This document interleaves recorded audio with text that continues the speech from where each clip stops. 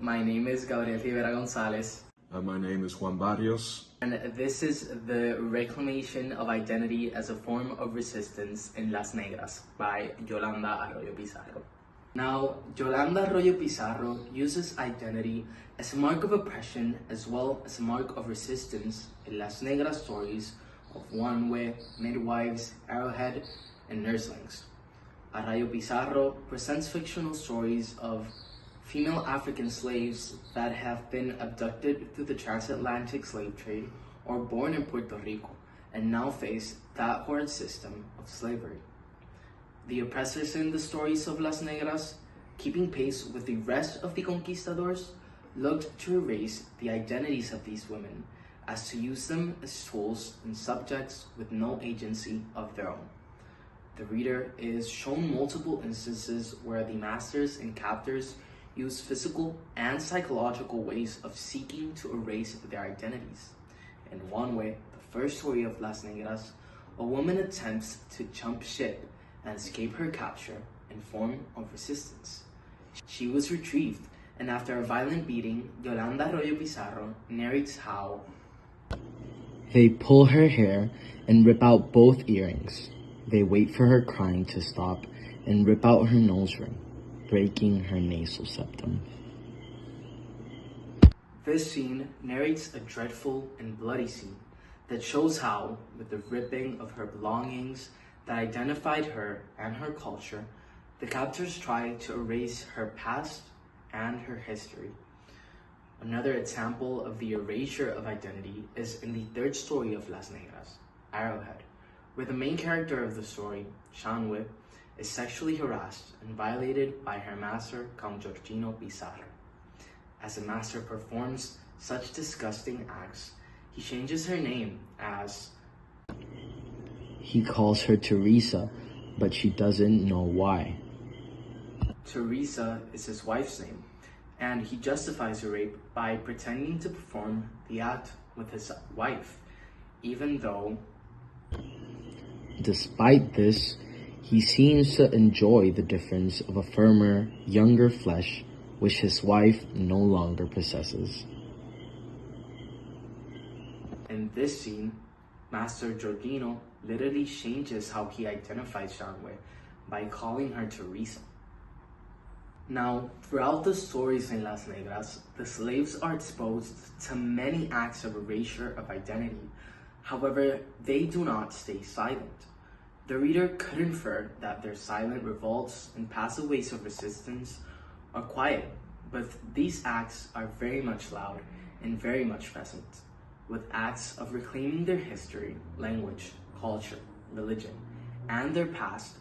The slaves in the stories reclaim their identity, and that becomes resistance. Resistance against what the masters and oppressors want and desire. A story that presents a form of resistance and identity is the story of one-way, who resisted her oppressors by remembering her homeland, her family, her culture. Stories of young boys and girls running about playing the shoulder game and the engagement day of her sister Boswa.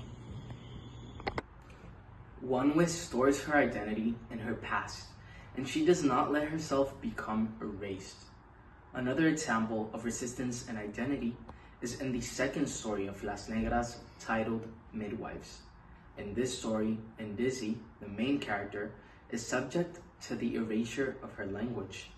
In her time in Puerto Rico, in order to survive, Ndizzi has gathered knowledge of other languages, including Spanish, French, Dutch, and even some native Taino.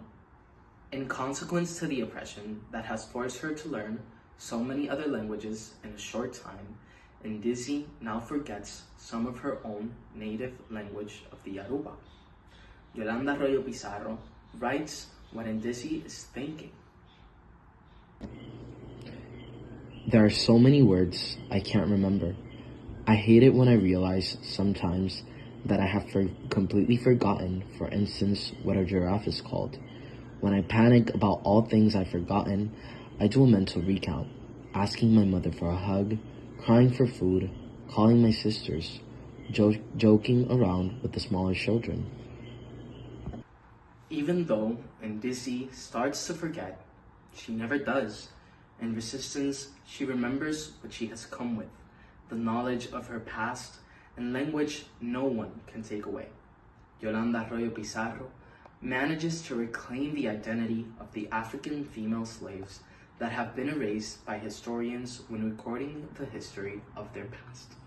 By creating fictional stories, Arroyo Pizarro eliminates the danger of a single story that is told of African women in slavery by starting the process of self-definition that Edgar J. Nieves Lopez describes in Autodefinición y subversión en fe en disfraz de Mayra Santos-Febres en Las Negras de Yolanda Arroyo Pizarro, where he writes: Pero estamos también ante un proceso de autodefinición que Arroyo Pizarro hace bajo su rol de escritora e investigadora de la negritud, donde rechaza las imágenes que el amo blanco ha impuesto para afirmar la importancia de dejar a un lado la victimización por la libertad.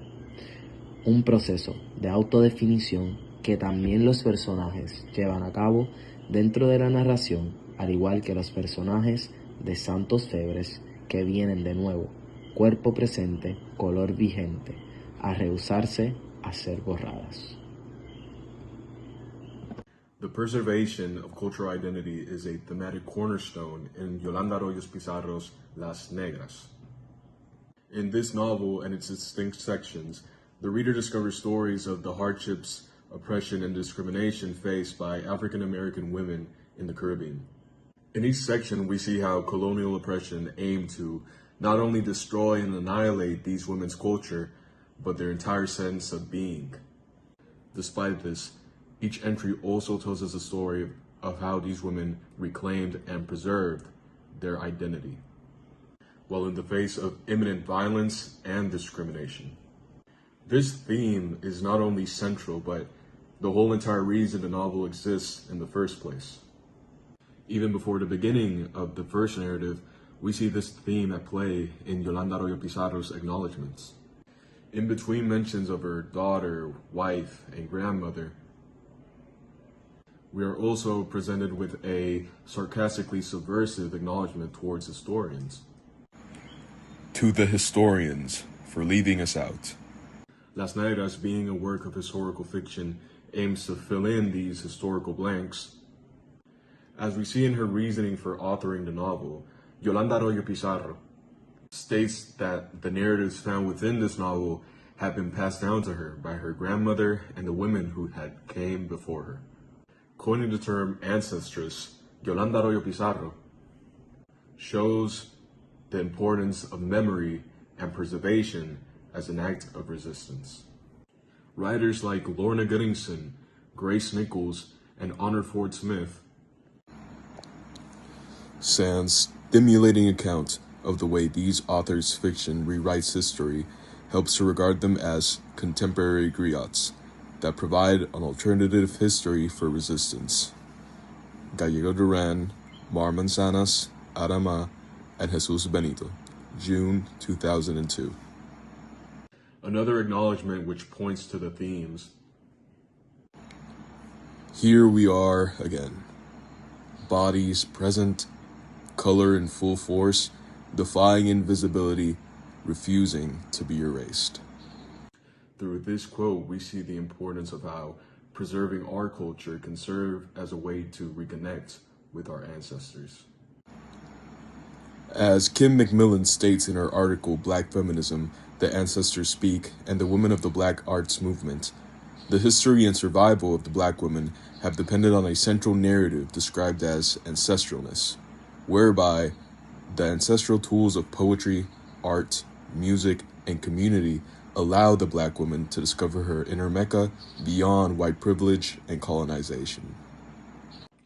In conclusion, Yolanda Arroyo Pizarro's literary work, Las Negras, is a deeply raw, emotional, and poignant piece of literary work. Through its brief runtime, Arroyo Pizarro challenges her audience. By redefining the preconceived notions of what it is to be and African American women in the Caribbean. In each story in this anthology, we see the abuse and triumphs which planted the seeds of resistance in the fight against oppression and racism. Arroyo Pizarro presents us with the many ways resistance can be manifested, chief among them being the preservation of cultural identity.